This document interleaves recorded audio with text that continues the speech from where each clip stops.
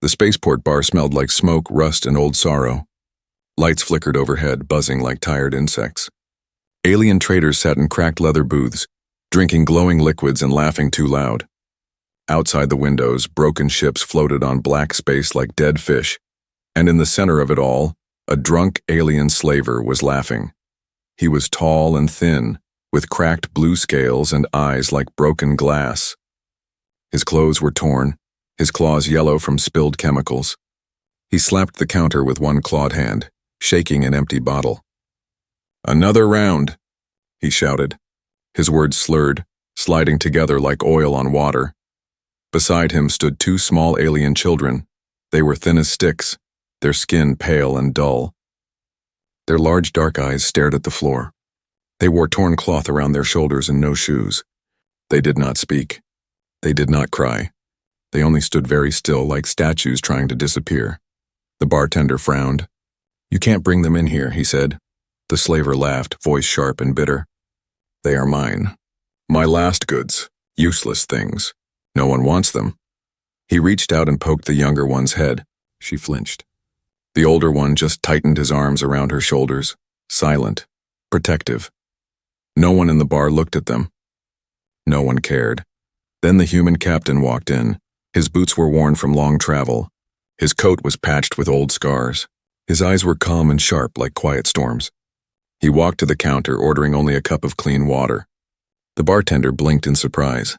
No one ordered water here. The slaver watched him, grinning. "You look rich, human," he said. "Want to buy something?" "I'm not here to buy," the captain replied. The slaver laughed again, shaking the empty bottle. "Then watch this."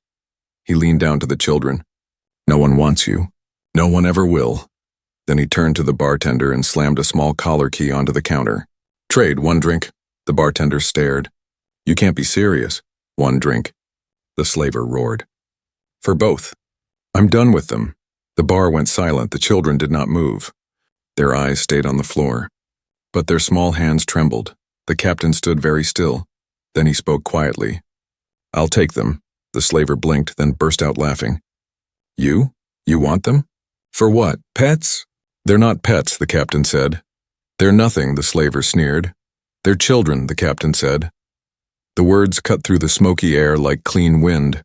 For a second, no one moved. Then the slaver shrugged. "Fine, one drink." The bartender slid him a glowing red glass. The slaver snatched it, downed it in one gulp, and staggered out of the bar laughing, leaving the collar key on the counter. The door hissed shut behind him. The captain picked up the key. Then he crouched down in front of the two children. They froze. The younger one hid behind the older, shaking. The older one's eyes flicked up for just a second, sharp, guarded, wild. "I'm not going to hurt you," the captain said softly. He touched the key to their ankle locks. The metal bands hissed and opened with a soft click. They stared at their freed feet like they had never seen them before. "You're free now," the captain said. They didn't move. The bartender muttered, "They don't talk. Haven't said a word in months. Probably broken," the captain stood. "They're not broken." He held out his hand. The older one looked at it, eyes wide. The younger one peeked around his arm. Silent tears sliding down her face. Slowly, carefully, the older one reached out and touched the human's hand with trembling fingers. The captain's voice stayed calm. "Come on, let's get you out of here." He led them to the door. They walked like shadows, silent, thin, unsure if this was real. The other aliens in the bar watched them leave, confused, amused, or simply uninterested. The bartender shook his head, muttering, "You're wasting your time, human." The captain didn't answer. Outside, cold wind blew through the rusted docking bay. His old cargo ship waited under the dim lights, paint scratched, hull patched with welded scars. The ramp opened with a hiss. The children stopped at the base of the ramp, staring at the dark interior. Their small bodies shook. The younger one clung to the older's sleeve. The captain knelt again. "It's warm inside," he said gently. "Safe." They stared at him for a long moment. Then the older one stepped forward. The younger followed, holding tight to his arm. As the ramp closed behind them, the captain walked ahead slowly, not turning around, giving them space. He led them to the cabin, where the soft hum of the engines filled the air like a heartbeat. He placed two small blankets on the seats and said quietly, "These are yours now." They stood there, clutching each other, wide-eyed and silent. The human didn't ask their names. He didn't ask where they came from or what had been done to them. He only said one thing more before leaving them alone. "You're safe here." And for the first time that night, they breathed. The ship rumbled like a sleeping beast as it drifted out of the spaceport's broken ring, leaving the noisy lights behind. Dark space stretched out in every direction, endless, silent, and cold. The two children sat side by side on the edge of a bench in the main cabin. Their bare feet hung just above the floor. They didn't move, didn't speak. They sat like carved statues, clutching the thin blankets the human captain had given them. The younger one's eyes darted around the cabin, walls lined with tools, humming wires, old star charts, then dropped back to the floor. The older one's eyes stayed locked on the closed ramp door, as if afraid it might open and drag them back. The human watched them from the other side of the cabin. He sat at the worn control desk, coat draped over the chair, hands wrapped around a steaming mug of dark tea. He said nothing. He knew better than to speak too soon. Words could scare off fragile things. Hours passed. The engines hummed like a heartbeat through the metal floor. The crew drifted in and out, curious. A short mechanic with grease-streaked hands whispered, "Are they even alive?" Another muttered, "They're cursed." "Slaver kids always break." The captain's eyes flashed cold. "They're not cursed," he said simply. "They don't talk. They will." The crew fell silent and went back to their work. That night cycle, the cabin lights dimmed to soft amber. The captain walked over quietly and set 2 small plates of food on the table. Warm broth, soft bread. "You can eat," he said gently. "It's safe." The children didn't move. The younger one peeked at the plate, then hit her face against the older's shoulder. The captain didn't push. He only nodded once and walked away, sitting back at the controls. Time stretched. The ship sailed through blackness. The stars slid by like distant memories. Then very slowly the older one reached out. His thin hand trembled as he touched the bread. The younger watched him wide-eyed. He tore a small piece and held it to her lips. She hesitated, then nibbled it. Her face softened for a heartbeat, just a spark. Then she hit again, but the spark stayed in her eyes. Later, when the ship was quiet and most of the crew slept, the captain returned with 2 old scrap metal cups of warm water. He placed them near the children. They didn't drink, but they watched him now. Not full of trust, but not full of fear either. "I won't hurt you," he said quietly. "No one here will." They blinked at him, silent. "Sleep when you can," he added. "You're safe tonight." Then he stood and walked out, boots quiet on the floor. After he left, the cabin stayed silent for a long time. The younger child slowly uncurled from the older's side, glancing around. She touched the edge of the table, then the soft blanket. Her lips moved soundlessly, like she wanted to ask something but had forgotten how. The older one placed his arm around her shoulders again, pulling her close. She curled against him and closed her eyes. For the first time in months, they slept without chains. Far down the hallway, the captain stood alone by the viewport, staring at the stars. His reflection looked tired, older than it was. He had not meant to bring anyone on board. He had only gone into that bar for fuel contracts and clean water. Now there were 2 small lives aboard his ship, and they were terrified of the whole universe. He exhaled slowly, fogging the glass. "Safe," he murmured to the stars as if promising them, "They will be safe." Back in the cabin, the children slept without stirring. The soft hum of the engines wrapped around them like a heartbeat, and though they did not know it yet, they had just crossed the invisible line between being cargo and becoming someone's crew. The ship drifted through a quiet sea of stars, far from spaceports, far from noise. Outside the windows, the galaxy shimmered like spilled silver dust. Inside, only the soft hum of the engines broke the silence.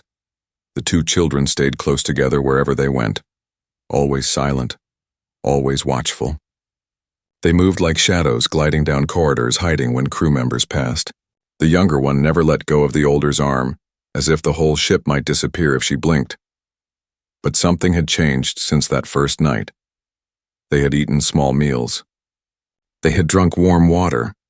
They had slept without chains. It was not trust. But it was the beginning of it.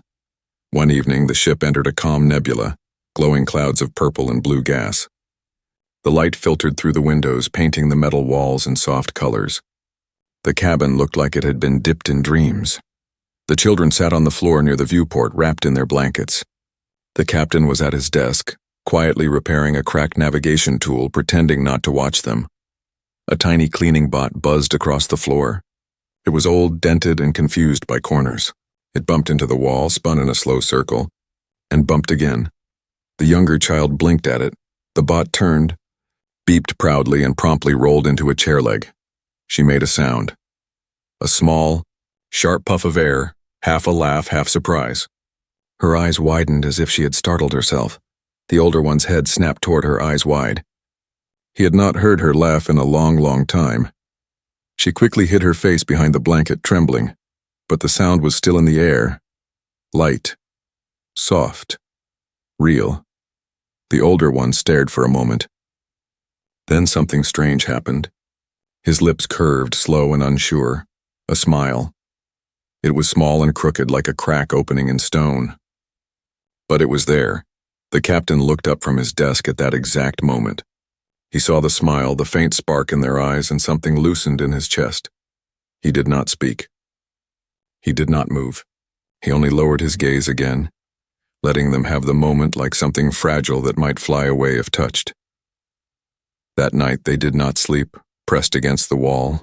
They curled up under their blankets on the bench, heads together, breathing slow. The captain passed through the cabin once on his way to the bridge. He paused in the doorway, watching them.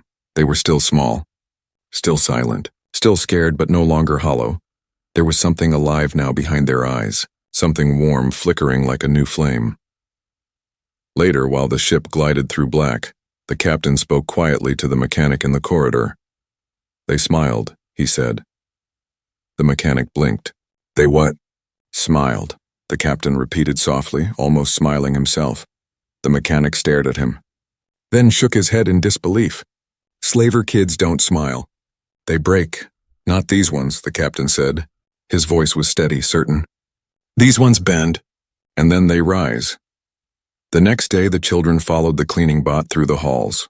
The younger one even let go of the older's arm for 3 whole steps before running back to his side, giggling so quietly it sounded like wind. The crew saw it from afar and froze, whispering in wonder. The captain just nodded slightly, as if this was exactly what he had been waiting for all along. They still didn't speak. They still didn't trust, but for the first time, they had smiled, and that small smile was stronger than any chain that had ever held them. The ship floated in calm space, sails folded, engines quiet as it refueled at a lonely outpost. Bright market lights glowed across the docking ring, and voices echoed faintly through the thin metal walls. The children stayed inside the ship, watching the chaos from the safety of the viewport. The younger one pressed her face to the glass, eyes wide at the flashes of color. The older one kept his arm around her shoulders, always alert, always listening for danger. They had begun to change. They ate at the table now. They walked the halls without hiding. The younger sometimes followed the cleaning bot like it was a pet, but they still froze at loud voices. And they still jumped whenever the door hissed open. That evening the door hissed open, and their past walked in. The drunk slaver stumbled up the ramp, claws clattering on the floor. His blue scales were darker now, his clothes dirtier, his grin crueler. A half-empty bottle hung from his hand. "Well, well," he hissed, voice slurred and sharp. "There you are, little runaways." The children went still like stone. The younger one's small hands gripped the older's sleeve until her knuckles went pale. The slaver's eyes flicked across the cabin and stopped on them. He grinned wide. "Did you miss me?" The captain stepped out of the corridor, calm and silent, like a shadow made of iron. His coat swayed gently as he walked between the slaver and the children. "They're not yours," he said quietly. "They were," the slaver snarled. "I sold them. I'll take them back." "You sold them for a drink," the captain replied. "And I paid.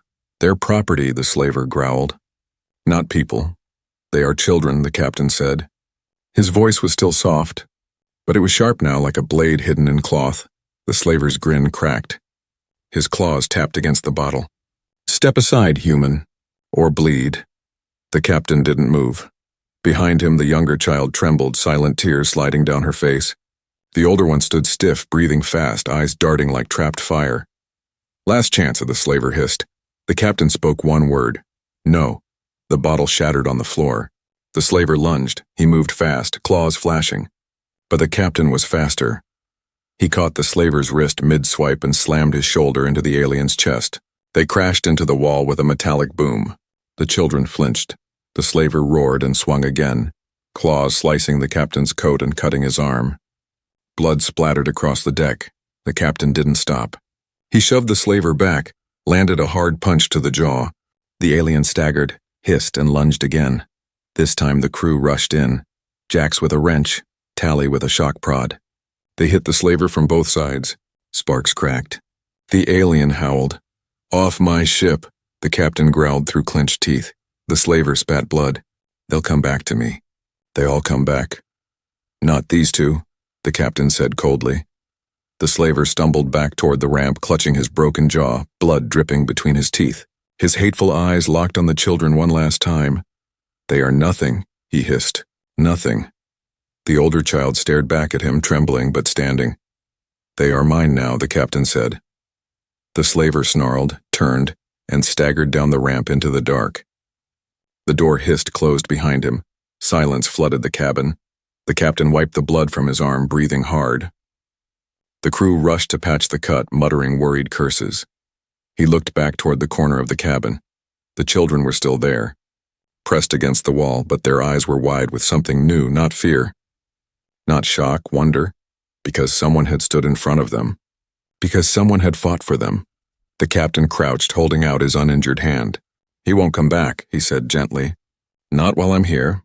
The younger one slowly stepped forward. Her small hand touched his fingers, trembling. The older one followed, silent, standing taller than before. And in that moment, they were not property anymore. They were people. The ship drifted through quiet space again, far from the shouting lights of the outpost, far from the slaver's shadow. Silence wrapped around it like a warm blanket. The children stayed close to the captain now. Not touching, not speaking, but near, and that alone was new. After the fight, they had not spoken for 2 whole days. The younger one refused to leave the cabin. The older stood guard at the door like a small soldier made of shaking bones. They barely ate, barely slept. Fear clung to them like cold mist. The captain did not push. He let them stay in their corner. He just made sure there was always warm soup on the table, and the soft glow of a small heater nearby, and quiet space where no one shouted and no hands reached to grab them. On the 3rd day, the younger one stepped into the hallway. She moved like a ghost, blanket trailing behind her. She looked around, eyes wide, expecting claws or chains. She found only quiet. The captain was fixing a broken lamp on the wall. He didn't look up when she appeared. He just said softly, "The floor is cold." "You should wear socks," she blinked. Then looked down. She had no socks. The captain stood, walked to a storage locker and brought back a tiny pair of wool socks from the emergency supply kit. He set them on the floor in front of her and went back to fixing the lamp, saying nothing more. She stared at the socks, then quietly put them on. That night, she followed him to the mess hall. She sat on the far end of the bench while he ate and said nothing. When he finished, he slid his plate across to her. She picked at the food with cautious fingers, watching him leave. The older one appeared soon after, eyes wary, and sat beside her. They shared the plate silently until it was gone. By the 5th day, they began to move around the ship like small ghosts learning to be children again. The younger started following the cleaning bot through the corridors, quiet but curious, giggling softly whenever it bumped into walls. The older sat near the engine room door, listening to the hum of the reactor, eyes half closed as if memorizing its heartbeat. The crew watched from a distance, whispering. "They're different," said Jax. "They're healing," the captain replied. One evening, the captain found the older one in the cargo bay, staring at the stars through a small window. "You like them?" the captain asked gently. The boy didn't speak, but his lips moved, shaping a silent word. "Stars." The captain smiled faintly. "They're better when you see them without chains." The boy blinked, then looked at him. For the first time, he didn't look away. At night, the two of them no longer slept curled in the corner. They made small nests from blankets on the bench. Side by side, the younger curled up like a kitten, the older lying on his back with eyes half open, listening to the soft hum of the ship. Sometimes, when the engines purred and the lights were low, the younger hummed. It was not a song, just a sound, but it filled the cold spaces inside the ship like the first warm breeze of spring. The captain often walked past their sleeping forms quietly, boots silent on the deck. He never woke them. He only paused in the doorway watching the slow rise and fall of their small chests and whispered to himself, "They're coming back." They did not speak yet. They did not laugh much, but the fear had begun to fade from their eyes. Their shoulders no longer curled in like broken wings. They stood a little taller. They breathed a little deeper, and for the first time they were not surviving. They were living. The ship glided toward a bright blue world, one of the safe colonies far from the slaver routes, far from the scars of war. City lights twinkled below like scattered jewels. The children stood at the viewport pressed side by side, staring at the planet in silence. It was the first time they had seen a place that looked alive. The younger one's eyes were wide, filled with wonder. The older's face was unreadable, but his hand had quietly slipped into hers. The captain stood behind them, arms crossed, silent. This had always been the plan. Bring them somewhere safe. Let them go. Give them a chance to start over without chains or fear. But now that they were here, the thought of letting them go felt heavier than he had expected. When they landed, the ship rocked gently against the docking clamps. Warm light spilled through the hatch as the door opened to the colony's bustling port. Voices drifted in, soft laughter, market bells, the hiss of steam vents. The children stepped back unsure. The noise pressed around them like a wave. The captain knelt so his eyes were level with theirs.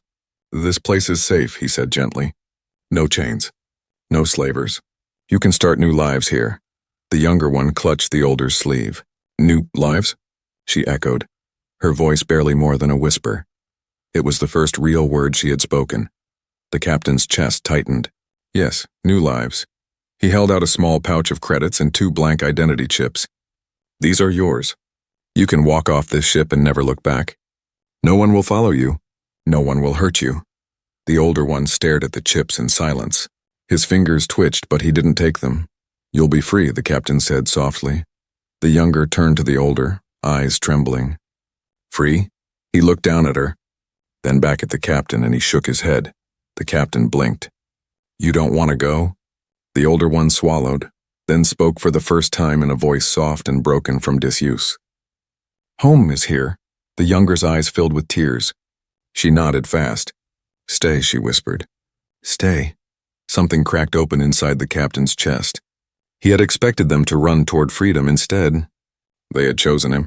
He lowered the chips, voice rough. "If you stay, this won't be easy. Life on a ship is hard." The older one met his gaze steadily. "Hard is fine." The captain stared at them for a long moment. These 2 once silent children who had crawled out of chains and fear, who now stood in the doorway of freedom, and chose love instead. He nodded slowly. "Then you stay."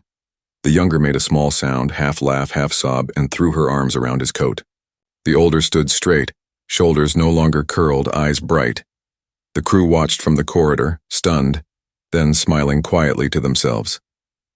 Even Jax muttered, "Guess they're ours now." The captain looked at the children still wrapped in his coat and finally allowed himself a small smile.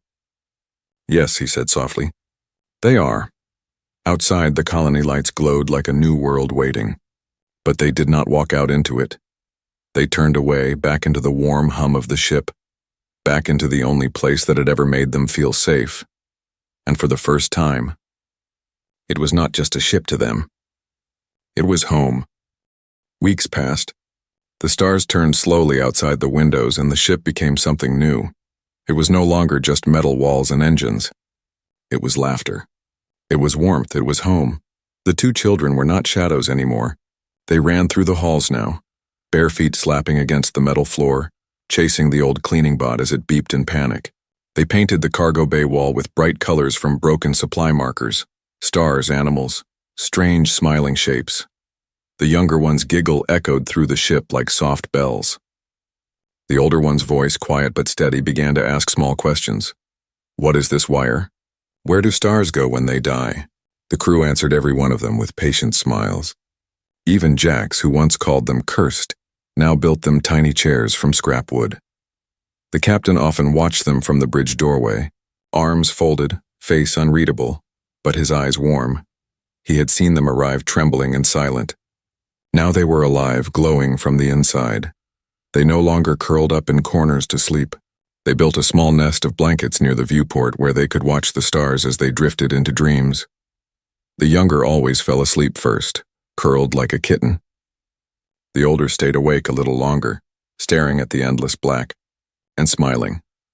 One quiet night the ship floated through a field of soft silver comets. The stars reflected in the children's eyes as they pressed their faces to the glass. "Are we going to stay forever?" the younger asked softly. The captain looked down at her. "As long as you want," she turned to the older. He nodded slowly. "Forever," he said, voice steady. "Forever," she echoed, and laughed like starlight breaking open. The captain knelt to their level. "Then you are not passengers anymore," he said gently. "You are crew." The older one tilted his head. "Crew? Family," the captain corrected softly. The younger wrapped her arms around his neck, small and warm. "Family," she whispered. He held her for a moment, then stood, blinking hard at the stars.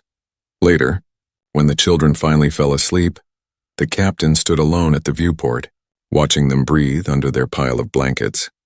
The ship hummed around them like a great metal heart.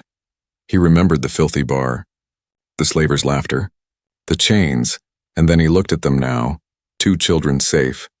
Smiling, dreaming, he whispered to the stars, barely louder than a breath, "They're home." And somewhere in their sleep, the younger stirred, curled closer to the older, and whispered a single word soft as starlight, "Safe."